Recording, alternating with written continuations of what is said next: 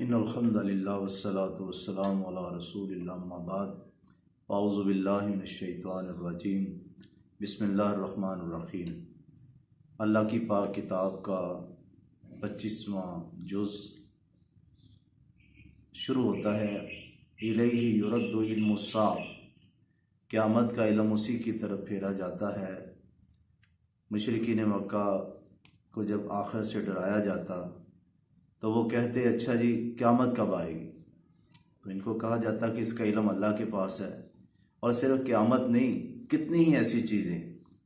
وما تخرج من ثمرات من اکمامها، فرمایا کہ جو شگوفوں سے پھل نہیں نکلتا، وما تحمل من انثى، اور نہیں کوئی مادہ حاملہ ہوتی، ولا تضع، اور نہیں کوئی جنم دیتی، الا بعلمہ، مگر سب اس کے علم میں ہے۔ یعنی کہ کس کسان کو پتہ ہے کس شگوفے سے پھل نکلے گا کہ نہیں نکلے گا، یہ بیج یعنی کہ بارآور ہوگا یا نہیں ہوگا، یہ جو حاملہ ہے یہ حمل مکمل ہوگا یا نہیں ہوگا۔ تو جو کچھ بھی ہے سب اس کے علم میں ہے۔ اسی طرح قیامت کا علم بھی اسی کے پاس ہے۔ لیس کمثلہ شیء، اس رب کی طرح کوئی دنیا میں کوئی چیز نہیں، اس کا کوئی ثانی نہیں ہے۔ لیس کمثلہ شیء، اس کی ذات، اس کی صفات کی طرح کوئی نہیں ہے۔ بظاہر ہم بھی سنتے ہیں، اللہ بھی سنتا ہے، لیکن ہمارا سننا اور اللہ کا سننا یعنی کہ اس کی کوئی مثال ہی نہیں، کہ وہ خالق ہے اور ہم مخلوق ہیں۔ وَهُوَ السَّمِيعُ الْبَصِيرُ، اور وہ بھی سننے والا وہی ہے، بے بسوں بے کسوں کی پکار کو سننے والا، البصیر، سب کو دیکھنے والا ہے۔ اسی طرح اللہ رب العزت فرماتے ہیں وَمَا أَصَابَكُم مِّن مُّصِيبَةٍ فَبِمَا كَسَبَتْ أَيْدِيكُمْ، لوگوں تمہیں جو بھی مصیبت پہنچتی ہے یہ تمہارے اپنے ہی ہاتھوں کے کرتوت ہیں۔ وَيَعْفُو عَن كَثِيرٍ، بہت ساری چیزوں کو تو اللہ تعالیٰ معاف ہی کر دیتا ہے۔ لوگوں نے جب اللہ کی ہدایت کے مطابق عمل نہ کیا، خود ساختہ یعنی کہ چیزیں بنائیں، اور اسی طرح یعنی کہ تربیت ختم ہوئی، آہستہ آہستہ یعنی کہ وہ جو اللہ رسول کی نافرمانیاں ہوئیں، آج مصیبتیں اس وجہ سے ہیں۔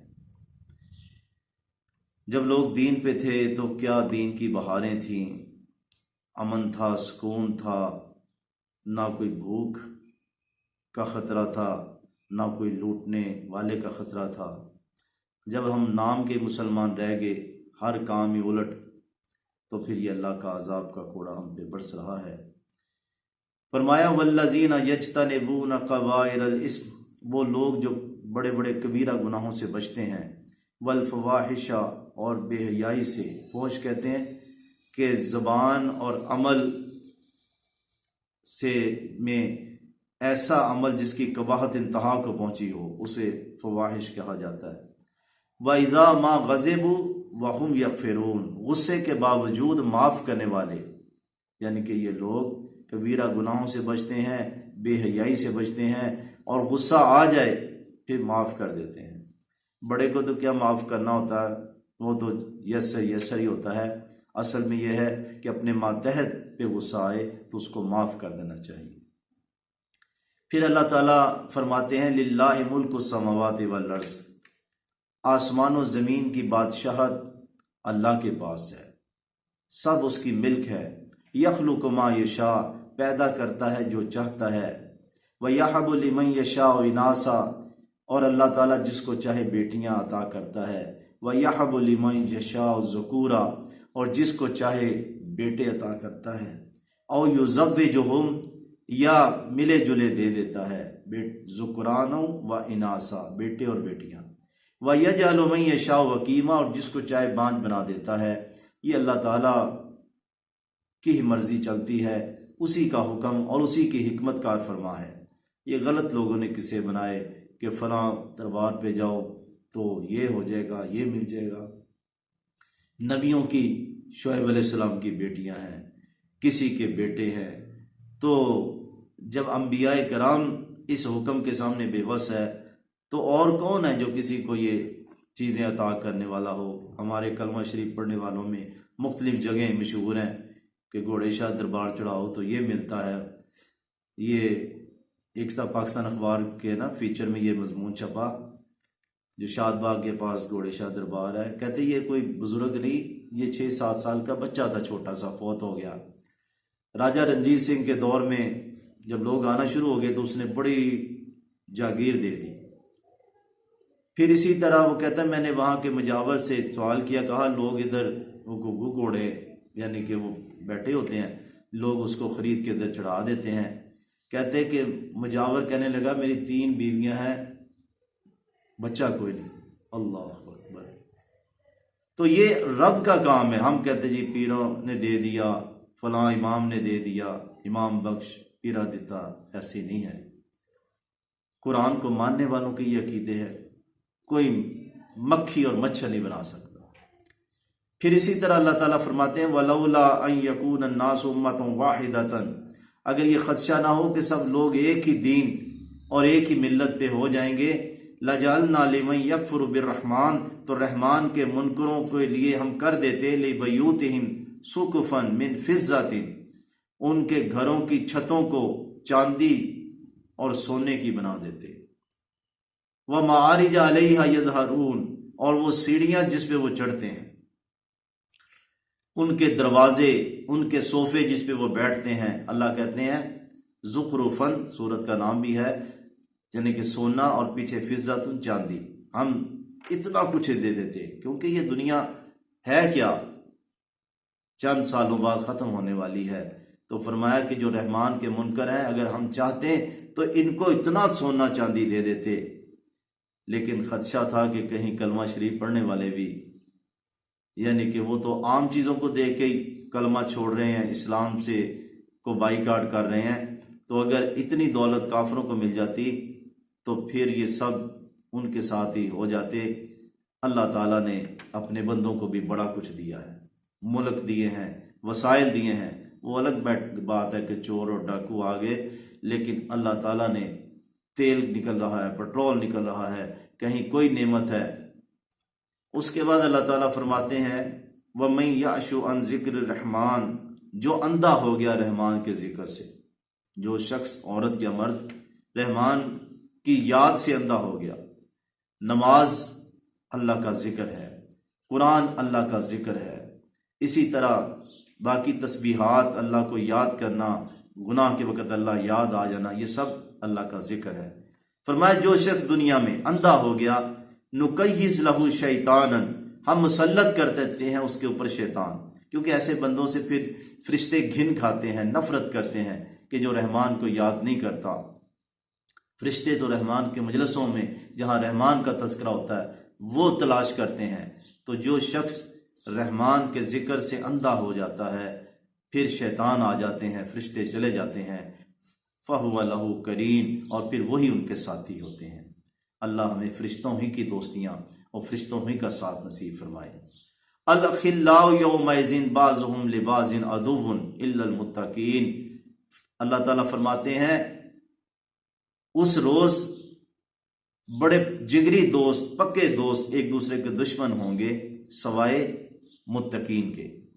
تقوی اور دین کے علاوہ جتنی دوستیاں ہیں، یہ سیاسی ہیں، یہ مفاد کی ہیں، یا کوئی اور دنیاوی لحاظ سے ہیں، وہ سب دشمنی میں تبدیل ہو جائیں گی۔ دوستی قائم رہے گی قیامت کے دن تو ایمان کی دوستی، ایمان کا رشتہ، ایمان کی محبت قائم رہے گی۔